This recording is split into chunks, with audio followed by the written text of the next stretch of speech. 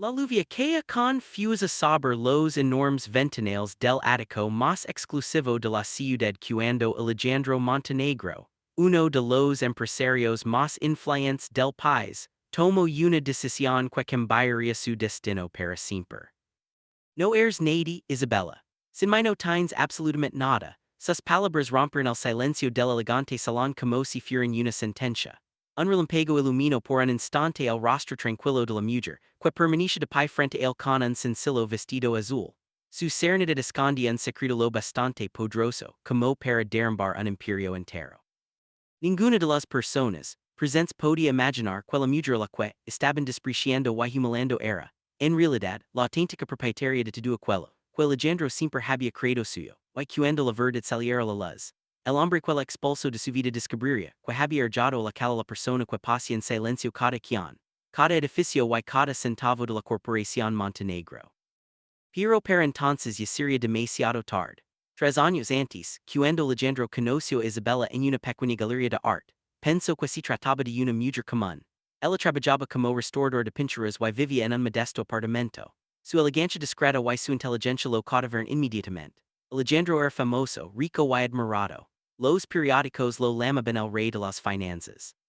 Su empresa dominaba sectores enteros de la economía y cientos de ejecutivos se inclinaban ante él. Isabella en cambio parecía pertenecer a otro mundo. Ella nunca hablaba de su pasado, nunca mencionaba su familia, nunca presumía de dinero y hizo precisamente hizo que Alejandro se enamorara. Durante los primeros años de matrimonio todo parecía perfecto. Ella lo apoyaba en cada decisión. Escuchaba sus preocupaciones y lo acompañaba los eventos más importantes. Sin embargo, mientras el éxito de Alejandro crecía, también aumentaban su orgullo y su arrogancia. Comenzó a rodearse de personas que alimentaban su ego. Entre ellas destacaba Verónica Salazar, la nueva directora de Relaciones Públicas de la empresa.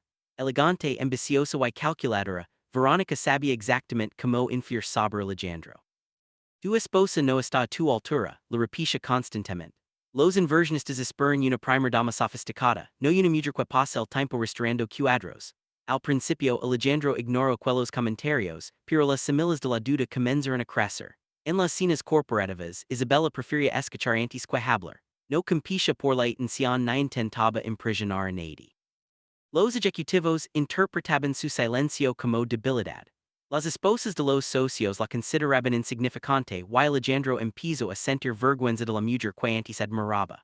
Una noche durante una importante gala empresarial, uno de los inversionistas extranjeros preguntó a Isabella, ¿de qué familia proviene usted? Ella sonrió suavemente. De una familia que me enseñó que el valor de una persona no depende de su apellido. Algunos invitados rieron discretamente. Alejandro sintió que aquella respuesta lo avergonzaba. Esa misma noche discutieron por primera vez. Deberías aprender a desenvolver entre personas importantes, dijo él. Personas importantes, preguntó ella con calma. El dinero no convierte a nadie en aquella respuesta herido profundamente a Alejandro. Con el paso de los meses, las discusiones se hicieron frecuentes. Él llegaba tarde. Ella permanecía en silencio. Verónica se acercaba cada vez más al empresario y los medios comenzaban a especular sobre una posible crisis matrimonial. Lo que nadie sabía era que Isabella recibía informes secretos cada semana. Documentos financieros, movimientos de acciones, decisiones del Consejo Directivo. Siempre los leía sol en su estudio antes de guardarlos bajo llave. Una tarde su enchino obligado al señor Esteban Rivas la visitó discretamente.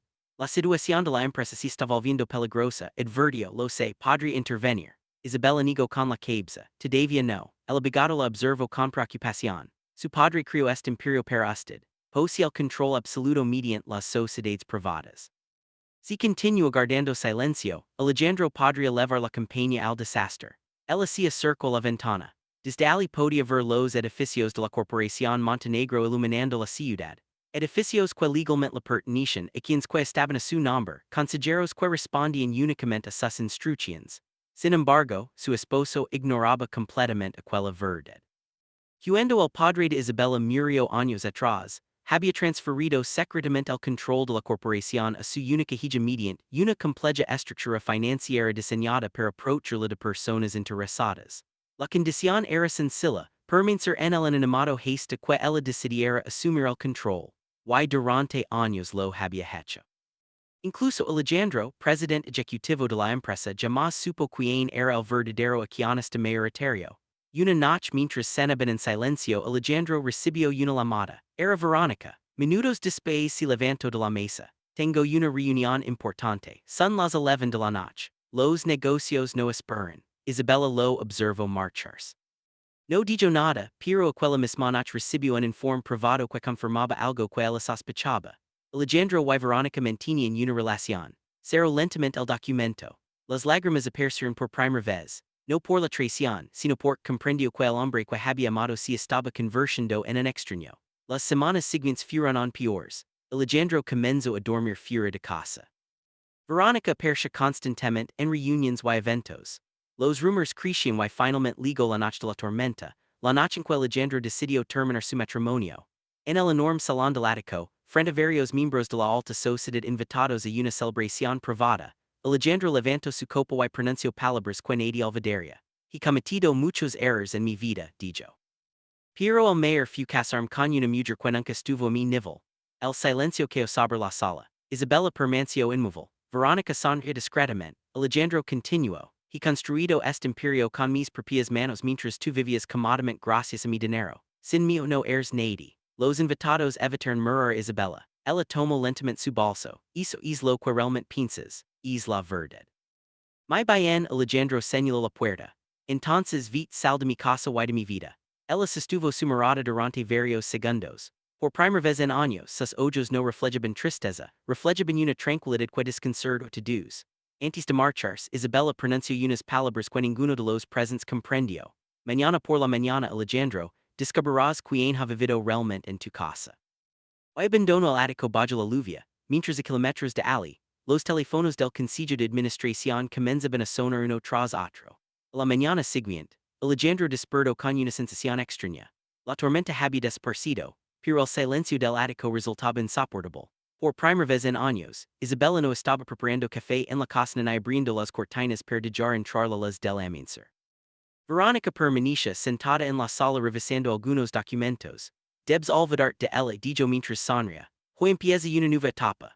Alejandro intentó convencerse de que había tomado la decisión correcta. Sin embargo, las últimas palabras de Isabella continuaban resonando en su mente. Mañana por la mañana descubrirás quién ha vivido realmente en tu casa. A las 8 en punto sonó su teléfono. Era el presidente del Consejo de Administración. Necesitamos que venga inmediatamente. Que Ocker no pudo explicarlo por teléfono. La voz del hombre sonaba nerviosa. Alejandro se vistió rápidamente y se dirigió a la sede central de la corporación. Al llegar notó algo inusual. Los asistentes evitaban mirarlo directamente. Algunos ejecutivos hablaban en voz baja. Incluso los guardias parecían tensos. Entró en la sala del Consejo.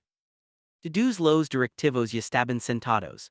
Sobre la mesa había varios documentos selados. ¿Qué sucede? Preguntó al presidente del Consejo. Respiró profundamente. Esta mañana recibimos una notificación oficial de la accionista mayoritaria. Alejandro frunció el ceño. La accionista mayoritaria. Nadie sabe quién es. Ahora sí lo sabemos. El anciano deslizó en sobre hacia él. Alejandro abrió el documento. Su rostro perdió el color. El nombre escrito en la primera página era imposible. Isabella Montenegro, su esposa, la mujer a la que había expulsado la noche anterior. Esto es una broma. Los documentos son completamente legales. Posee el 63% de las acciones con derecho a voto. Además, controla las empresas matrices que poseen otro 20%. Alejandro se puso de pie. Eso no puede ser. Otro consejero intervino. Su familia creó la corporación hace décadas. Su padre transfirió todas las participaciones mediante sociedades privadas. Alejandro sintió que el suelo desapareció bajo sus pies. Durante años había creído ser el dueño del imperio. Durante años había dado órdenes pensando que el poder le pertenecía. Y todo ese tiempo la verdadera propietaria había dormido a su lado. ¿Dónde está ella? Preguntó. El presidente del Consejo evitó mirarlo. Convocó una reunión extraordinaria para esta tarde. Mientras tanto, Isabella se encontraba en una elegante residencia a las afueras de la ciudad. Había llegado durante la madrugada. El personal la recibió con respeto y discreción. Aquella casa había pertenecido a su padre. Hace años que no regresaba. El señor Esteban Rivas entró en el despacho. Todo está preparado. Ella observaba una fotografía antigua. Su padre sonrió junto a los primeros edificios de la campaña. Nunca quise llegar a esto. Él tomó sus propias decisiones. Isabella guardó la fotografía. Como reaccionó el Consejo, están sorprendidos. Algunos ni siquiera conocían su identidad. Ella permaneció en silencio. el dólar segue present. No la dolia la pérdida del dinero. La dolia haber perdido al hombre al que había amado. Mientras tanto, Veronica recibió varias llamadas de periodistas. Los rumors comenzaban a extenderse. Algunos medios financieros hablaban de una misteriosa heredera. Otros mencionaban cambios importantes en la empresa. Cuando Alejandro regresó al ático encontró a Veronica esperándolo. Que ocurre, él se dijo que en el sofá. Isabella Isla Dunya. Veronica soltó una pequeña risa. De que hablas de todo. Le mostró los documentos. La expresión de la mujer cambió inmediatamente. Eso no es posible. Isla que honesta mayoritaria. Todo es tiempo Veronica comenzó a caminar nerviosamente. Debes hablar con ella. Alejandro levantó la mirada. Por primera vez comprendió algo terrible. Ninguna de las personas que lo rodeaban se interesaba realmente por él. Muchos estaban allí por el poder, por el dinero, por la influencia. Y él mismo había despreciado la única persona que jamás se acercó a él por esas razones. Horas después, la sala principal del concilio se encontraba llena. Los directivos esperaban en absoluto silencio. Las puertas se abrieron lentamente. Isabella entró acompañada por el señor Ribas, vestida en elegante trade negro. Su postura era firme, su mirada tranquila. Los consejeros se pusieron de pie. Alejandro sintió que apenas reconoció la mujer que había vivido con él. Aquella no era la esposa silenciosa que evitaba llamar la atención.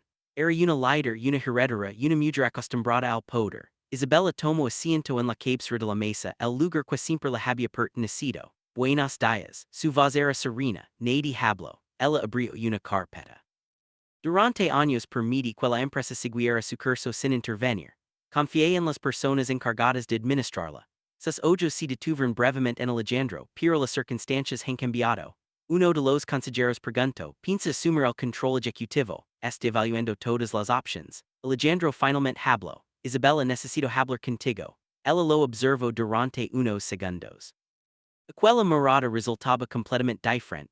No había dependencia, no había admiración, solo existía una enorme distancia. Las conversaciones personales pudieron esperar. Las palabras atraviesaron el corazón de Alejandro. La reunión continuó durante horas. Se revisaron contratos, inversiones, decisiones financieras. Y con cada pregunta que Isabella formulaba, los directivos descubrieron que conocía la empresa mejor que cualquiera de ellos.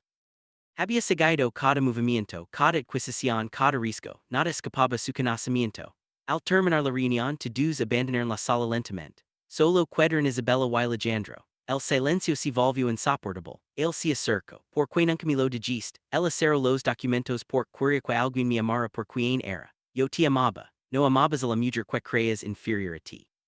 Alejandro bajó la mirada. Cometí un error. She, dame una oportunidad para explicarme. Ella permaneció inmóvil. Desde la ventana podían verse los edificios de la corporación brillando bajo la luz de la tarde. El imperio que él pensaba controlar, el legado que él había protegido durante años. Entonces alguien golpeó la puerta. El secretario del concilio entró apresuradamente. Su rostro reflejaba preocupación. Señora Montenegro, acaba de leer un informe urgente de auditoría. Isabella tomó el documento. A medida que leía su expresión cambió por primera vez. Alejandro observó preocupado. ¿Qué sucede? Ella levantó lentamente la mirada. Alguien ha estado desviando millones de dólares de la compañía durante los últimos 2 años. El silencio volvió a llenar la sala y cuando Isabella llegó a la última página del informe encontró un nombre que la dejó completamente inmóvil. El nombre escrito al final del informe era Veronica Salazar. Durante varios segundos, Isabella permaneció inmóvil. Alejandro observó cómo sus ojos recorrían nuevamente las cifras, las transferencias bancarias, y las empresas fantasma registradas en distintos países. Eso no puede ser, murmuró Alejandro. Isabella cerró lentamente la carpeta. Las auditorias no suelen equivocarse. El secretario del concilio añadió, los auditores externos encontraron pagos irregulares, contratos inflados y varias compañías intermediarias. Todo apunta a una red organizada. Alejandro sintió un frío recorrer la espalda. Recordó las numerosas ocasiones en las que Veronica insistió en participar en ciertas negociaciones. Recordó contratos que él firmó sin revisar completamente, confiando en ella. Necesito ver todos los documentos, dijo. Isabella entregó la carpeta. Hazlo. Por primera vez la mañana sus voces no contenían enojo. Solo existía una realidad mucho más peligrosa que su matrimonio roto. Al caer la tarde, los miembros del departamento legal comenzaron a reunirse en las oficinas superiores. La noticia se mantenía en secreto para evitar una caída en el mercado. Mientras tanto, Veronica permanecía en el ático de Alejandro. Había llamado varias veces pero él no respondía. La televisión financiera comenzó a transmitir rumores sobre cambios internos dentro de la corporación. Su nerviosismo aumentó. Entró en el despacho de Alejandro y abrió algunos cajones. Sacó varios documentos, revisó contratos y eliminó algunos archivos de una computadora portátil. No sabía cuál sistema de seguridad estaba registrando cada uno de sus movimientos. En la sala del consejo Isabella se acercó la ventana. La ciudad se extendía bajo la luz del atardecer. Alejandro se aproximó lentamente. ¿Sabías algo de esto? El amigo. Sospechaba que existían problemas financieros, pero no imaginaba algo tan grande. Yo le dije a muchas operaciones. Isabella lo observó. Confiabas en ella, y desconfiaba de ti. Las palabras quedaron suspendidas entre ambos. Alejandro comprendía ahora la magnitud de sus errores. Durante años había ignorado a la persona que más se preocupaba por él y había escuchado a quienes alimentaban su orgullo. Horas después, los investigadores entregaron un nuevo informe. Las cantidades desviadas eran enormes. Decenas de millones de dólares cuentas en el extranjero, documentos falsificados, empresas en existencia y en varios contratos a perder la firma autorizada del propio Alejandro. Él se sentó lentamente. Mi firma, las autorizaciones salieron desde tu oficina, explicó uno de los abogados, pero yo nunca. Isabella comprendió inmediatamente el problema. Ella utilizó tu confianza. El abogado principal habló con gravedad. Legalmente podría perder cuesta y probó algunas operaciones. Alejandro sintió como el miedo comenzaba a perder por primera vez en muchos años. No se trataba del dinero, se trataba de su nombre, de su reputación, de todo aquello que había construido. Isabella guardó silencio durante unos segundos. Luego tomó una decisión. Quiero una investigación completa y discreta. Todos la miran, su autoridad resultaba indiscutible. Nadie filtrará información a la prensa hasta tener pruebas definitivas. Los directivos asintieron. Cuando la reunión terminó, la noche había caído sobre la ciudad. Alejandro se disponía a marcharse cuando Isabella habló. No regres atacó esta noche. Él la miró confundido. ¿Por qué? Si Verónica está involucrada, no sabemos qué documentos pueden intentar destruir. Él bajó la mirada. Don se suponquedibo ella permaneció en silencio durante unos instantes. Hay habitaciones disponibles aquí. Alejandro levantó la vista. Era un gesto pequeño, pero después de todo lo ocurrido significaba mucho más de lo que ella imaginaba. Aquella residencia era enorme. Los pasillos estaban llenos de cuadros antiguos y fotografías familiares. Mientras caminaba hacia la habitación asignada, Alejandro descubrió imágenes de Isabella cuando era niña. Su padre, su madre, la construcción de la primera fábrica, las reuniones de los antiguos directivos, toda una vida que ella jamás la había mostrado. O quizá él nunca se interesó lo suficiente para conocerla. Esa noche apenas pudo dormir. Al amanecer salió al jardín. Encontró a Isabella sentada junto a un estanque. Ella sostenía una taza de café. El era fresco. Durante varios minutos ninguno habló. Finalmente Alejandro rompió el silencio. Eres feliz conmigo. Isabella observó el agua. Al principio sí. Y después ella tardó en responder. Después intenté recordar al hombre del que me enamoré. Él sintió un profundo dolor. Sigo siendo esa persona. No lo sé. Las palabras fueron sinceras. No cruel, simplemente sinceras. En ese momento ligó el señor Ribas. Su expresión era seria. Tenemos un problema. Ambos se pusieron de pie. ¿Qué sucede? Preguntó Isabella. Verónica ha desaparecido. Alejandro frunció el ceño. ¿Qué quieres decir? Abandonó el ático durante la madrugada. Sus teléfonos están apagados y algunas cuentas bancarias han sido vaciadas. Isabella intercambió una mirada con Alejandro. El abogado continuó. Además, varios empleados afirman haber visto a otro ejecutivo reuniéndose con ella durante meses. ¿Quién? Preguntó Isabella. Ribas abrió una carpeta. Dentro había varias fotografías. Alejandro tomó una de ellas. Su expresión cambió inmediatamente. Era Daniel Ferrer, el vicepresidente financiero de la corporación, uno de sus amigos más cercanos, el hombre que llevaba más de 15 años trabajando a su lado. No pude ser dicho. Pero las imágenes mostraban reuniones secretas, viajes en encuentros privados. Isabella comprendió entonces que la situación era mucho más grave de lo que imaginaban. No se trataba solamente de una mujer ambiciosa. Existía una conspiración dentro de la empresa. Alguien había aprovechado la confianza de Alejandro durante años y quizá todavía había personas involucradas. Horas después, una reunión de emergencia fue convocada. Sin embargo, cuando Isabella llegó a la sala principal de la corporación, encontró algo inesperado. Las pantallas del edificio estaban encendidas. Los empleados observaban en silencio. Un importante canal financiero transmitía una noticia de última hora. El presentador sostenía varios documentos. Detrás de la Persia una fotografía de Alejandro y una frase enorme ocupaba toda la pantalla. Presunto escándalo financiero en la corporación Montenegro. Isabella se quedó inmóvil.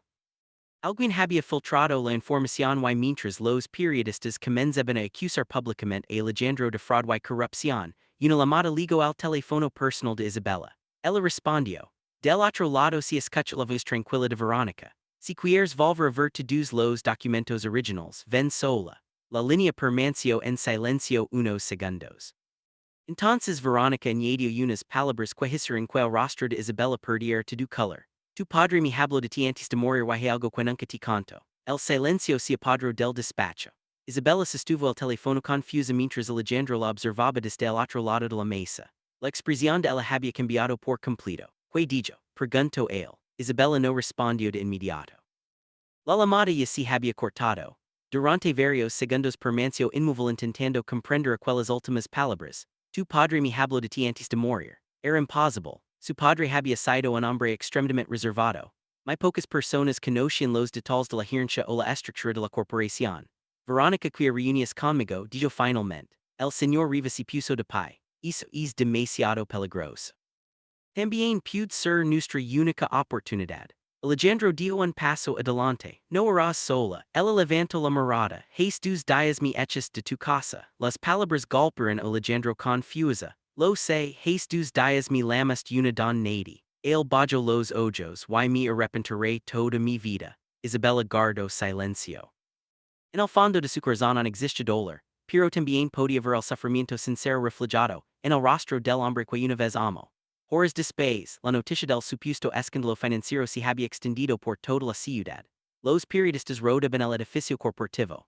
Las quienes comenzaban a crear varios inversionistas exigen respuestas. Dentro de la empresaria naval caos, Daniel Ferrer no había percido. Su oficina estaba vacía. Algunos archivos habían desaparecido. Las computadoras habían sido borradas. Todo indicaba que alguien llevaba mucho tiempo preparando una salida. Mientras tanto, Isabella recibió un nuevo mensaje. Una dirección un antiguo hotel abandonado cerca del puerto y una sola frase, ven antes de las 9. El señor Riva se opuso inmediatamente. Podría ser una trampa. Probablemente lo sí. Entonces no veas. Isabella observó nuevamente el mensaje. Algo en aquellas palabras le inquietaba más que el peligro. La referencia a su padre. Aquello no tenía sentido. Alejandro tomó las llaves de su automóvil. Voy contigo. No te est pidiendo permiso. Ella lo miró fijamente. Por primera vez en mucho tiempo vaya al hombre que había conocido años atrás. No al empresario argante ni al presidente poderoso. Simplemente Alejandro, al hombre dispuesto a aprovecharla. Al que la noche le gran al viejo distrito portuario. Las calles estaban casi vacías y la niebla cubría parte de los edificios abandonados. El hotel se levantaba frente al mar como una estructura olvidada. Las ventanas rotas dejaban pasar el viento. La recepción estaba oscura. Esto es una locura, murmuró Alejandro.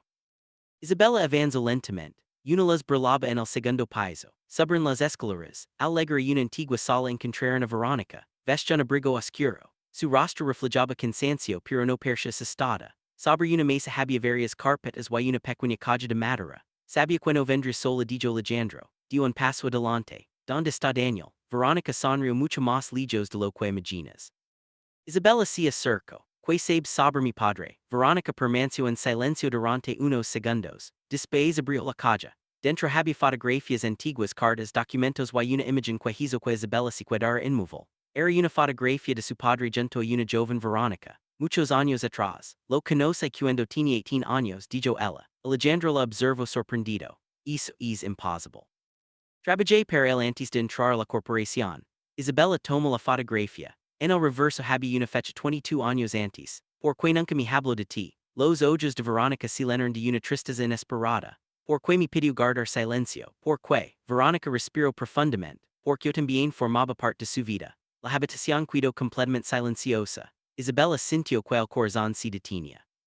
¿Qué estás diciendo? Verónica la miró directamente. Tu padre tuvo otra familia. Alejandro observó a ambas mujeres. La tensión era insoportable. Isabella negó lentamente. No. Verónica sacó una carta amarillenta. Él escribió esto antes de morir. Temblando, Isabella abrió el sobre. Reconoció inmediatamente la letra de su padre. Las primeras líneas hicieron que sus ojos se llenaran de lágrimas.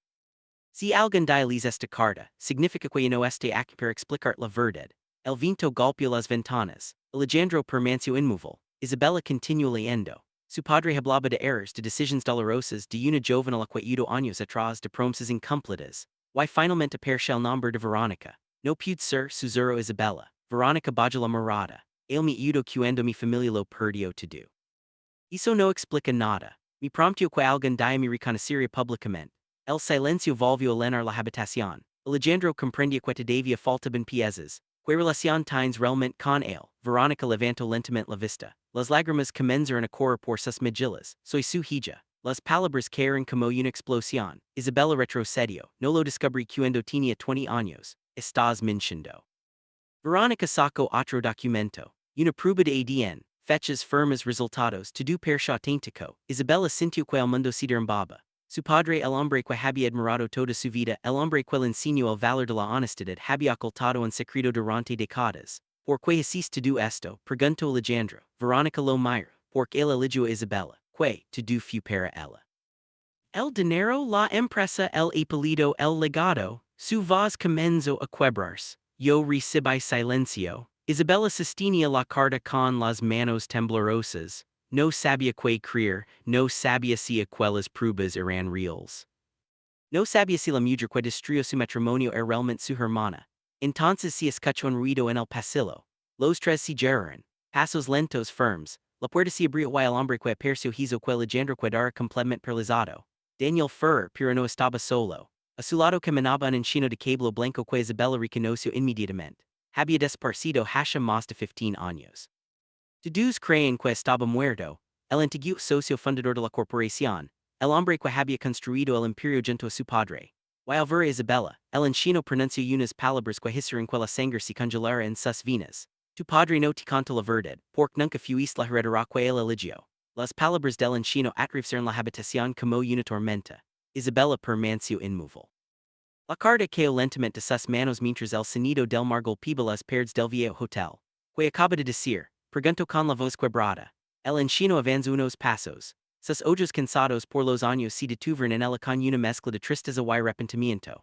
Tu padre te amaba más que su propia vida, pero la verdad es mucho más compleja de lo que imaginas. Daniel Ferrer cerró la puerta detrás de ellos. Alejandro se colocó inmediatamente junto a Isabella.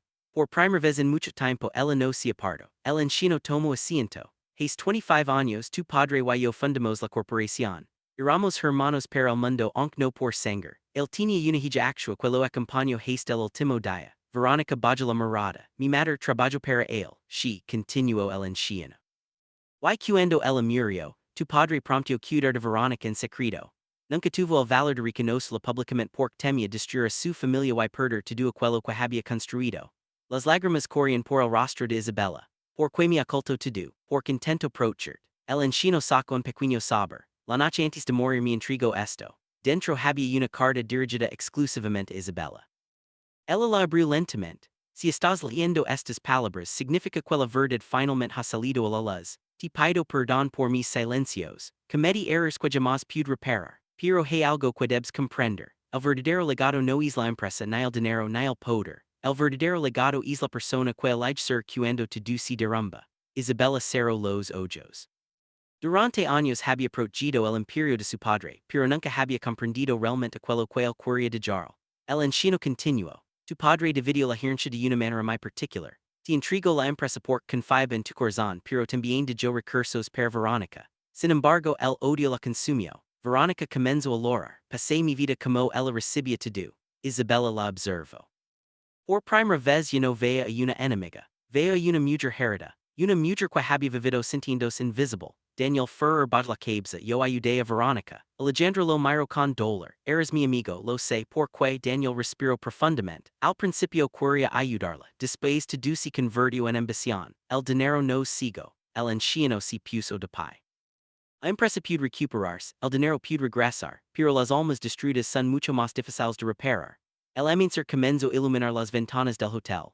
Durante horas hablaron, se revelaron secretos, se compartieron verdades y poco a poco las décadas de mentiras comenzaron a derrumbarse.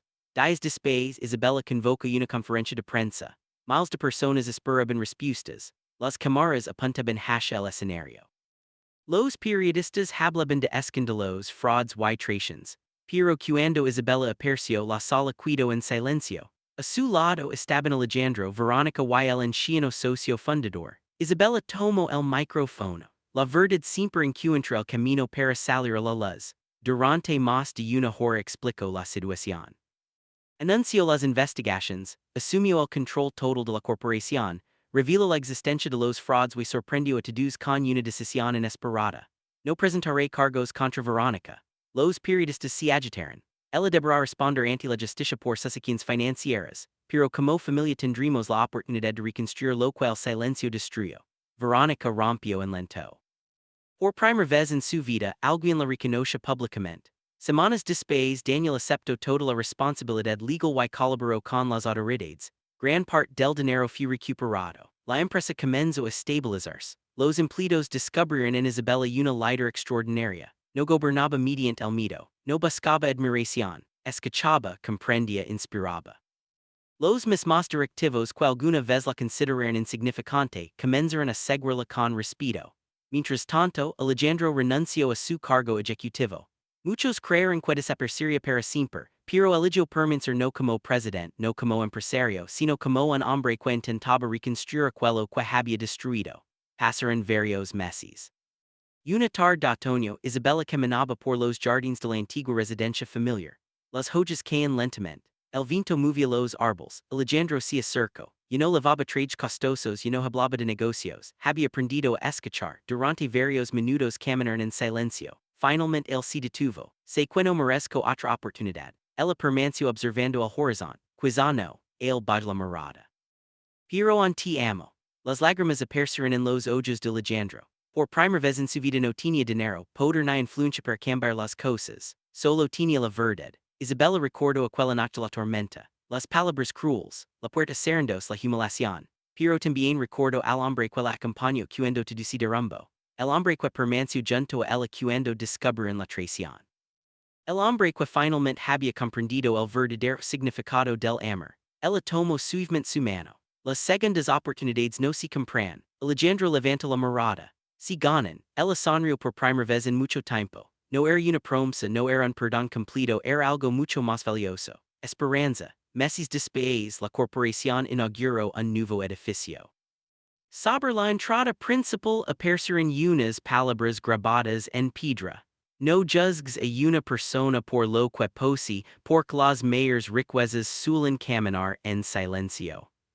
Los empleados se detuvieron a leerlas. Los directivos las respetaron y Alejandro las contempló durante varios minutos porque finalmente comprendió que la mujer la que había llamado una donada no solo era la dueña de toda la corporación, era la dueña de la dignidad que él había perdido. Era la heredera del corazón que su padre había protegido. Y era la única persona capaz de enseñar que el verdadero poder jamás pertenece a quien controla una empresa, sino a quien conserva la humanidad cuando tiene el mundo entero a sus pies. Mientras el sol se ocultaba sobre la ciudad, Isabella observó los edificios que durante años había protegido en silencio. Y no eran simplemente un imperio. Eran un recordatorio de que la verdad puede permanecer escondida durante años, pero tarde o temprano siempre encuentra la manera de abrir las puertas que el orgullo intentó cerrar. Y aquella noche por primera vez, la mujer que todos consideran una donada camino, entre las luces de la ciudad como lo que siempre había sido la verdadera reina de un imperio que jamás necesitó anunciar que le pertenecía.